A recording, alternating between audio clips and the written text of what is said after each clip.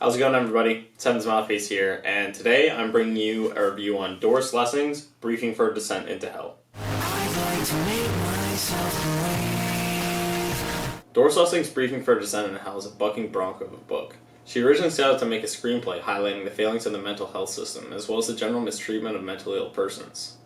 She believed this to be one of the biggest stains on our current society, and she focused much of her writing, even beyond Briefing for a Descent into Hell, on mental illness. But before I get any further into this book review, I'd love if you guys hit like and subscribe. It does wonders for the YouTube algorithm, shows so many more people my videos. Now let's get back to it. This book is a psychedelic adventure that we get to witness through the eyes of an unidentified man found stumbling around the Thames River. We later come to find that this is classics professor Charles Watkins. As anyone knows, a book becomes immediately more attractive the second that a professor in literature, archaeology, or any other academically alluring subject becomes involved. For example, Indiana Jones, Dead Poets Society, Good Will Hunting, or even The Big Short. The list keeps going. Anyways, Professor Charles Watkins floats in and out of this deeply psychedelic state for almost the entire first half of the novel. And this is presented to us in a stream of consciousness format, which is only interrupted by small blurbs given by doctors concerning his treatment. Eventually the doctors are able to get him to confess why he keeps talking about this floating around and around and around on this raft. And Charles states that he was initially on a ship with 12 of his friends, and this gigantic crystal came down from the heavens and sucked all of them up except for Charles. So he's on this perfectly good ship and decides that he needs to get on a raft and float aimlessly around the ocean, which is the sensible thing. So our boy Charles gets super lucky here, and after some time washing around on his little raft, he comes upon this island which has this gigantic mountain on it, and it's lush rainforest, and he decides, I'm going to go climb this mountain. He goes up the mountain. There's an abandoned city there that's perfectly fine, and he's like, hey, I'm going to go vibe here for a while. So he's hanging out at the city, his beard grows super long, he's loving the peacefulness of it, he's professed his love for the moon several times at this point.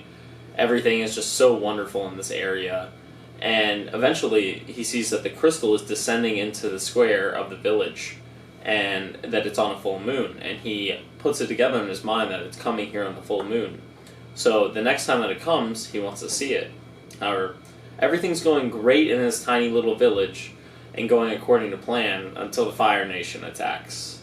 And by this I mean that 3 women come down and they kill a cow, and he's like, oh dang, they killed a cow, that's so bad, there's the scent of blood in the air. And then he goes down and eats the cow with them. And this brings up one of my favorite quotes in the book, actually. I try to think of ways I could tie myself, bind myself, make myself immune to the moonlight.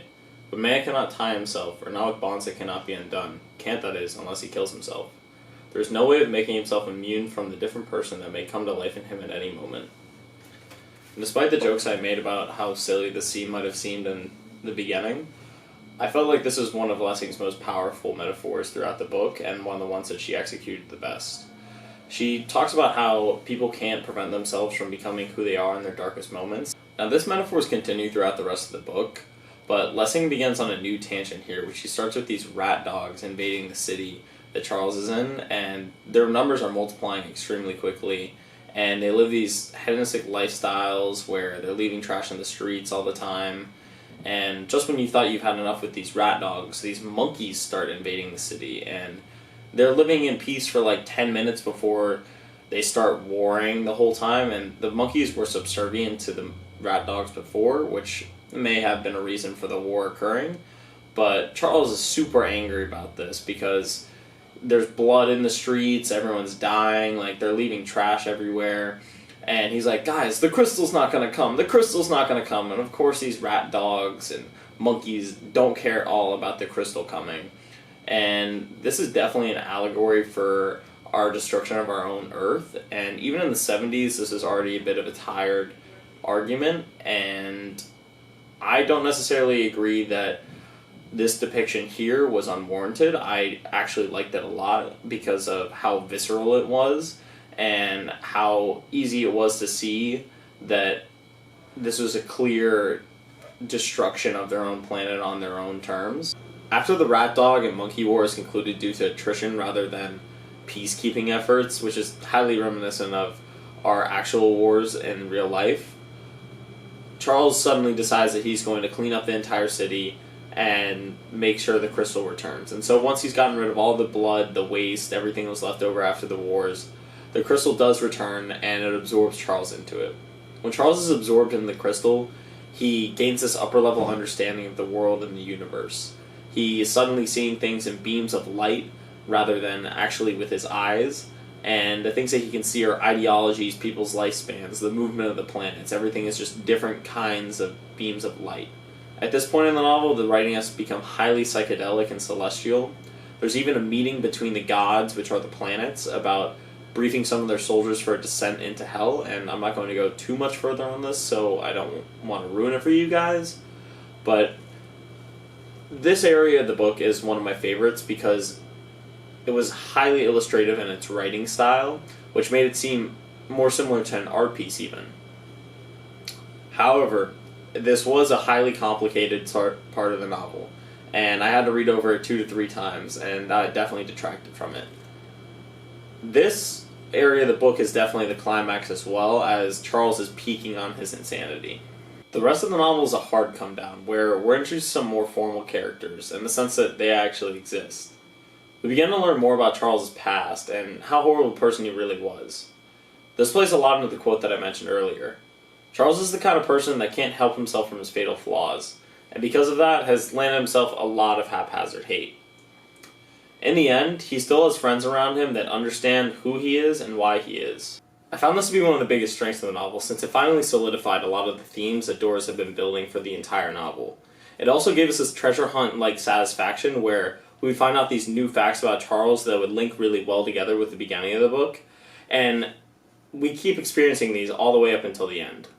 Overall, I was a huge fan of Briefing for a Descent into Hell. The first half of the novel reminds me of a painting that just keeps giving you reasons to look at it, and the second half intertwined the real-life story with Charles' hallucinations almost seamlessly. The only suggestions that I would have made were to make the first half a bit more cohesive so the second half wasn't picking up all the pieces. The second half, despite being undeniably less vibrant, was essential to my enjoyment of the book, since it tied up all of the loose ends from the first half and solidified all of the themes that Lessing had been working on for the rest of the book. The way that Lessing ends this novel almost abruptly was magnificently done. It reminds me of that moment of clarity you have after an episode, which marks the beginning of your journey back to being your normal self again. This is almost perfectly captured in Charles' journey throughout the novel. I really liked this book, and if I had to give it a score, I'd say it was an 8 out of 10. And I would suggest that you read this as soon as you can get your hands on it. I'd like to thank y'all for watching, and if you guys could hit like and subscribe below, I'd really appreciate it. And if you guys want to leave a comment about what you thought about this book review, as well as what you want me to review in the future, I'll definitely be reading all of those and responding. So, I'll catch you guys next time. Peace.